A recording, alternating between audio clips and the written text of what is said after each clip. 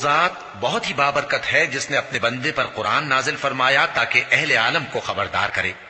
وہی کہ آسمانوں اور زمین کی بادشاہی اسی کی ہے، اور جس نے کسی کو بیٹا نہیں بنایا اور جس کا بادشاہی میں کوئی شریک نہیں، اور جس نے ہر چیز کو پیدا کیا پھر اس کا ایک اندازہ ٹھہرایا، اور لوگوں نے اس کے سوا اور معبود بنا لیے ہیں جو کوئی چیز بھی پیدا نہیں کر سکتے اور خود پیدا کیے گئے ہیں، اور نہ اپنے لیے نقصان کا اور نہ نفع کا کچھ اختیار رکھتے ہیں، اور نہ مرنا ان کے اختیار میں ہے اور نہ جینا اور نہ مر کر اٹھ کھڑے ہونا۔ اور کافر کہتے ہیں کہ یہ قرآن من گھڑت باتیں ہیں جو اس مدعی رسالت نے بنا لی ہیں، اور کچھ دوسرے لوگوں نے اس میں اس کی مدد کی ہے۔ یہ لوگ ایسا کہنے سے ظلم اور جھوٹ پر اتر آئے ہیں،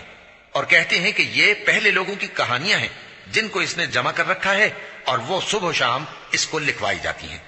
کہہ دو کہ اس کو اس نے اتارا ہے جو آسمانوں اور زمین کی پوشیدہ باتوں کو جانتا ہے، بے شک وہ بخشنے والا ہے، مہربان ہے۔ اور کہتے ہیں یہ کیسا پیغمبر ہے کہ کھانا کھاتا ہے اور بازاروں میں چلتا پھرتا ہے، اس پر کوئی فرشتہ کیوں نازل نہیں کیا گیا کہ اس کے ساتھ خبردار کرنے کو رہتا، یا اس کی طرف آسمان سے خزانہ اتارا جاتا، یا اس کا کوئی باغ ہوتا کہ اس میں سے کھایا کرتا۔ اور ظالم کہتے ہیں کہ تم تو ایک جادو زدہ شخص کی پیروی کرتے ہو۔ اے پیغمبر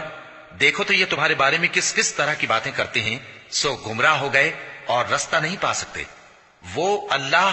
بہت بابرکت ہے جو اگر چاہے تو تمہارے لیے اس سے بہتر چیزیں بنا دے، یعنی باغات جن کے نیچے نہریں بہ رہی ہوں، نیز تمہارے لیے محل بنا دے۔